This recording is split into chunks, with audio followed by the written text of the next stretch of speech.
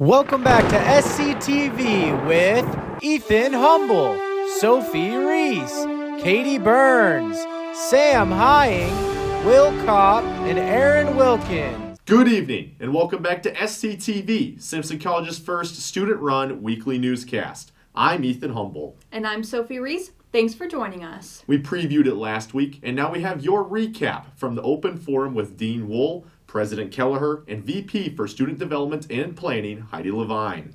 While many topics were brought up, the Simpson community showed concern over what would come of the mailroom in the midst of Kent's renovations. Our Joel Sampson has the story. With renovations coming to Kent Campus Center soon, the future of the Simpson College mailroom is unclear. Simpson Student Government Association hosted a town hall meeting on January 25th where administrators were asked questions about the mailroom and other renovation projects. What we have looked at is are there ways to better reconfigure and be able to use a little bit of that space for other things. President Marcia Kelleher made it clear that the mailroom may see changes, but it will not be going away. It's new news to me that we're totally doing away with the mailroom.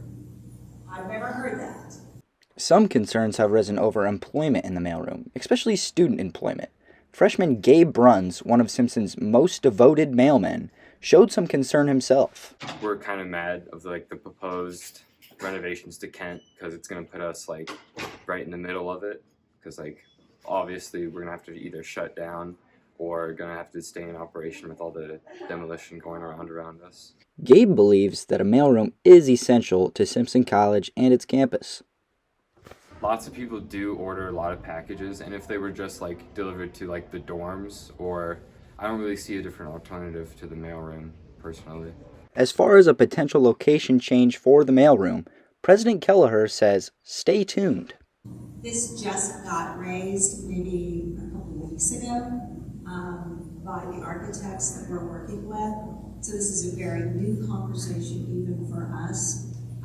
So I would say stay tuned. Who knows what's to come for the mailroom? I'm Joel Sampson, Sctv. We'll have to stay up on all the mailroom discussion in the coming weeks. But it wasn't just the mailroom discussed at the forum last week.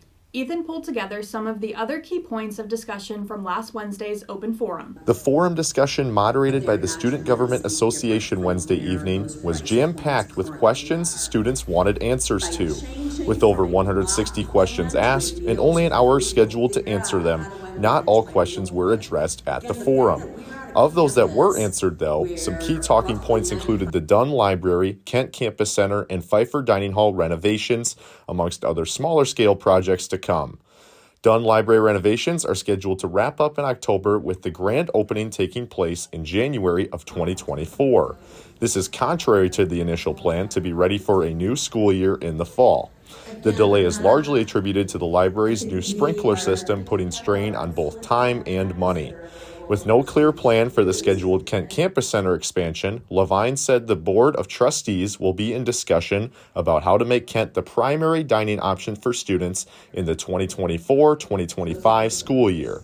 However, it was emphasized most Kent facilities, like Black Box, should not be affected by the expansion.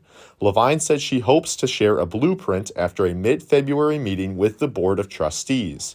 There is currently no timeline on the construction of Pfeiffer, and there are no set plans on whether it will be renovated, repurposed, or even demolished in the future.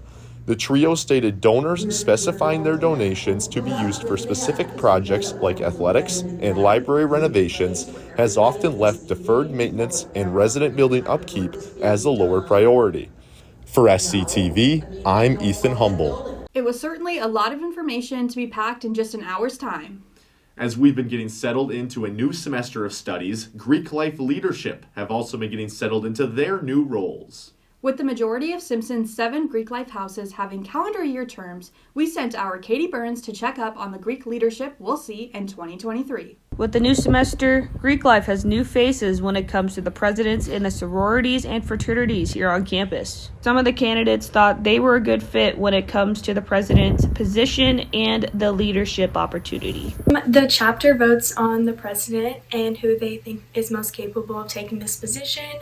I'm very organized and I'm able to communicate with all the members in the house, which I think they thought I would be a good candidate. It's just kind of with how small our chapters are, you kind of know who's going to be in which positions, and as you go through your time here, you kind of start to feel that this position is best for me, this position is best for this person, and you almost kind of get pushed into the positions. After my time there and how much stuff I had to help Scott with, it was kind of just seeing that like I was next, and so I ran and ended up getting the position. As a junior, I am like the second oldest in the house right now, so a lot of it is just I guess they think I'm a good leader. I ran unopposed. It was a unanimous decision, I guess, but I mean, next one up is kind of how it is. Plus, I've been saying for a while all the ideas that I think we need to do to make sure that the house continues to grow at the pace that we've been growing. Nick Warrington is the president of Alpha Tau Omega, and Trey Teskey is the president of Sigma Alpha Epsilon. Alongside Greek life, there is also the Panhel Council, which is a big aspect when it comes to Greek life on campus. It's kind of an organization. We mainly focus on doing recruitment in the fall and getting women involved in the Greek system, but we also plan a lot of other activities on campus, like Greek Week is something that we're responsible for. And we work pretty closely with a lot of the fraternities as well to plan events like that. Do some socials throughout the year, but mostly it's to kind of just promote the Greek organizations for women on campus. With the new presidents of Greek life, they have a few goals they want to accomplish this semester. We're really focusing on being more involved on campus. A lot of members are in many different organizations and clubs and sports, so supporting all those on campus. And then we also want to do more service in the community, going to Chi Coda and the public library. So more of the changes I would hope for are long-term goals. So I want to get the house GPA up. I want to see a lot more up-campus involvement from our members. We used to have a strict set of everybody should be in 2 things up campus, not counting lambda, so clubs or sports or whatever, and that's kind of not been the case in the last few years. So I want to get back to that so we have more lambdas seen on campus doing things. Another thing that I've been working on is bolstering our social media approach. Made them get a Twitter and a Snapchat, and we're getting an updated Facebook account.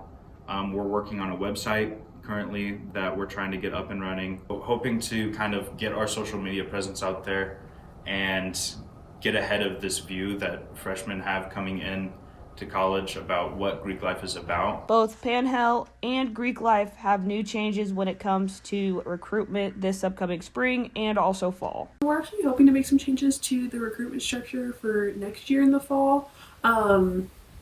It used to be a really formal process. Last year we switched it to a little bit more of an informal process, and so we're kind of just working out some of the kinks that are still in that process to make it more approachable for a lot of people who wouldn't have originally done Greek life, because the formal process was pretty out there, intimidating, scary for a lot of people, and so we're really just trying to make it as approachable as possible.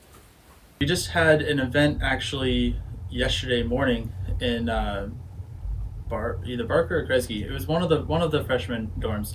There was a breakfast where we were just serving breakfast sandwiches and talking to the guys as they left for the classes during the day. Then there's a few other things. There'll be kickball and some grill outs and just random events throughout the semester. Every Friday we have an open movie night that anyone can come and just hang out with us, watch a movie. We try to get a new theme every week. Other than that, our goal is to have one recruitment event a month, which is standard, I feel like, across the board. With the new leaders on campus, they seem to have great goals when it comes to Greek life for the upcoming future. For Sctv, I'm Katie Burns. Seems like our fraternities and sororities will thrive this year. Thanks, Katie. With frigid temperatures dominating our forecast in January, it's pretty clear snow is here to stay for a while heading into February. For better or worse, you're right, Sophie. But we might as well try to see the bright side on this one. We sent our Sam Hying to Kent to ask students about their favorite snow and wintertime activities. Yes, it's that time of year again where the snow brings a sense of zen. People snuggled up by the fire, and people walking around wearing warm attire. Snow puts a smile on some people's face. Snow makes some people want to move to a warm place. I walk through Kent to say hello and see what the students like to do in the snow. What is your favorite activity in the snow? Having snowball fights. I think my favorite thing would be seeing the snowflakes on my jacket and making out the little like fractals and actually seeing the snowflakes in their snowflakery. I do not mess with the snow. I like to have snowball fights. A couple of days ago, I saw a big pile of snow, and I just grabbed it and I just slammed it. Snowboarding in Colorado. I like golfing. Making really weird snowmen. On a snowy day, I like going in the hot tub. Making snow angels. I like sledding. Yeah, that's fun. And possibly throwing snowballs, maybe one or two. Yeah, that's good. On a good snowy day, I love to hang out with the SC Shred Club. My favorite activity is skiing. Those were some great activities to do in the snow. My favorite might be snowboarding, though. Even though I might take a tumble. But what's your favorite, Mr. Humble? I've got to say, Sam, back when I had the car to do it, there was nothing better than doing donuts in the Irving Elementary parking lot. How about you, Sophie? I especially enjoy making snowballs and then throwing them at people. Fair enough. Well, it's the time of the year where working out is becoming even more important, and one class is making efforts to make exercise more accessible to students. Ethan has more on the health assessments and how students can apply to be a part of the program. Students taking the Sports Science 341 course are looking for individuals to perform exercise, health, and fitness assessments. Students will perform tests in flexibility, muscular strength, and muscular endurance to benefit the sports science students' ability in giving and interpreting various assessments. The program is a free service, and clients will receive an individualized exercise program following the results from their assessments. Students interested have until February 15th to contact instructor Katie Smith. Being a news anchor isn't easy, but it's especially difficult being an SCTV anchor. Oh, it sure is. With the level of popularity we've incurred through these prestigious positions, Sophie, it feels like we always have to be spot on. And a large part of being spot on is getting ready for the show. Here's a look at my routine before we begin recording SCTV. Hey everyone, welcome back to my YouTube channel. Just kidding, it's Sophie. We're going to be doing a little get ready with me for SCTV. First, we got to pop in the contacts so I can actually read the script. And then we got to put our hair up because it's time to wash our face. Oops, that's embarrassing. Alright, concealer. We're trying to cover up the fact that I haven't gotten more than 4 hours of sleep last night, so this is pretty important stuff. Always admire yourself in the mirror. Confidence is key.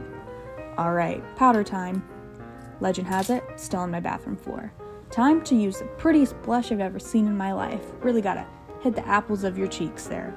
Alright, let's play everyone's favorite game. Do my eyebrows look even? Probably not. Eye roll in 3, 2, there it was. That was very attractive, Sophie. Yep. Here's me fighting the urge to use this bright pink eyeshadow. Maybe in another episode. Alright, time for this highlighter. Look at that shine, look at that glow. Here's where I realize I have 20 minutes left to get ready and I haven't done my hair. Can't curl it today. So I decide to straighten my hair 20 times the speed of a normal person because I can. Look at me go. Look at how fast I am. Alright, here's the before, looking very upset there. And here's me after. Time to hit the road. Sophie! Sophie! Wait! Sophie, I have questions! Sophie! After I escape the paparazzi, I head to Gomer and I say hey to the Ethan Humble. We get set up in the studio and then we start filming. See ya on SCTV. Dang! I sure am glad you escaped that paparazzi, Sophie. That was a close one. Exactly. Who knows if I'll be able to make it here next week. Well, heading into sports, we continually say the name of one female wrestler week after week, Jenna Joseph. Currently sitting with a 21-5 record, the first year from Colorado also leads the team with 10 pins. We sent our Joe Lamb to see what Joseph has to say about her strong collegiate wrestling campaign. I started wrestling back in like 6th grade. Stuck with it. I got recruited. I definitely would not have found this place if McGinnis hadn't reached out to me first, but I'm really glad that he did. So I definitely think at least making it to nationals would be pretty solid as being like a first-year program and like a freshman in college. But I mean, other than that, it's mostly just have fun and learn how to better myself and become like the best wrestler that I can be at this point in time. I mean, going 21-5 as a freshman is not something that I was necessarily expecting to happen. I was genuinely thinking I was going to do much, much worse, because a lot of these girls that are wrestling at the collegiate level have been wrestling here for like 2-3 years. Even like the girls that are sophomores now wrestling for their second season. Generally, from what I've heard, everyone's kind of like, oh, wrestling, okay.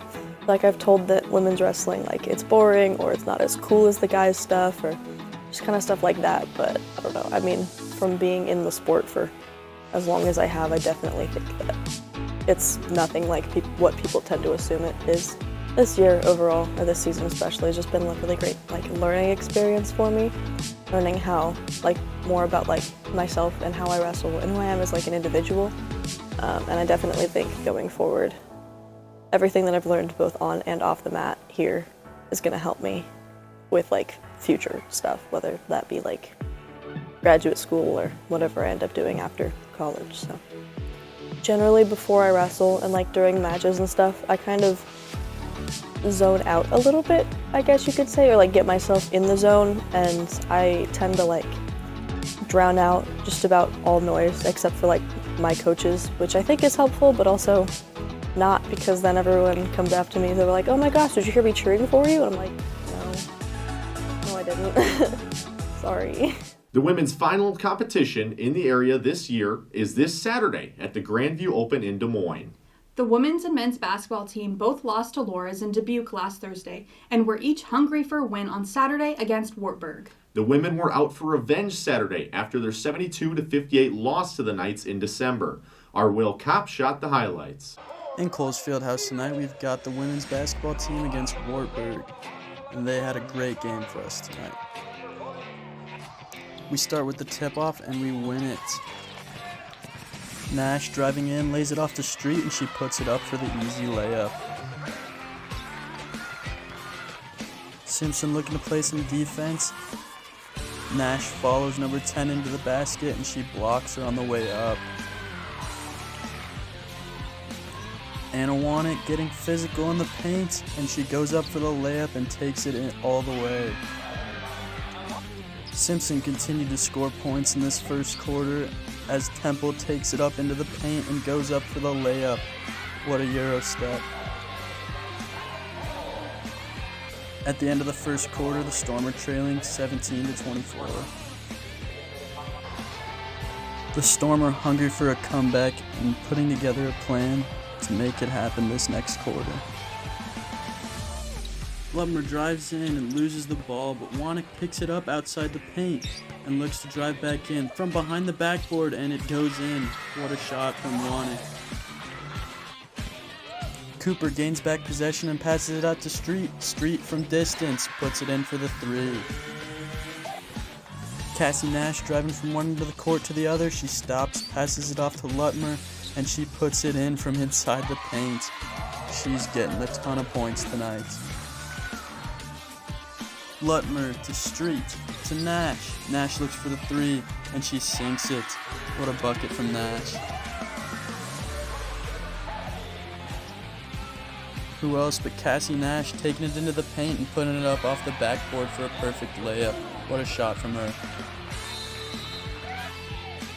We've got Cassie Nash going off in this quarter. She puts up another three, and the team knows she is on fire right now. At half, the score is 41-36 with the Storm in front. For halftime entertainment, we have our own Aaron Wilkins doing a push-up contest for the Exercise Science Club. He beat me and got 52 push-ups. The Storm looks to hold on to their lead heading into the second half here.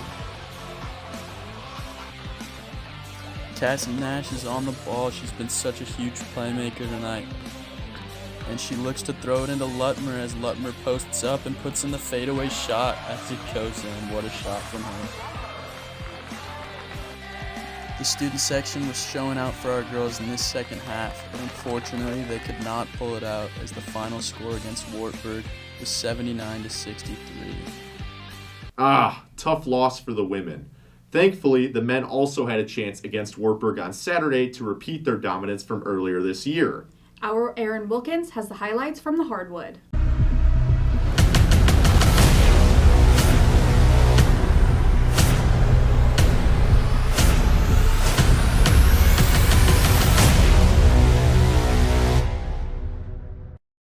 The 11-7 Simpson Storm took on the 8-10 Wartburg Knights in a frustrating game this Saturday. Simpson got off to a slow start, but went on an 11-0 run, starting with this layup by Caden McGuire, followed by a three-pointer by Caden Riemeyer.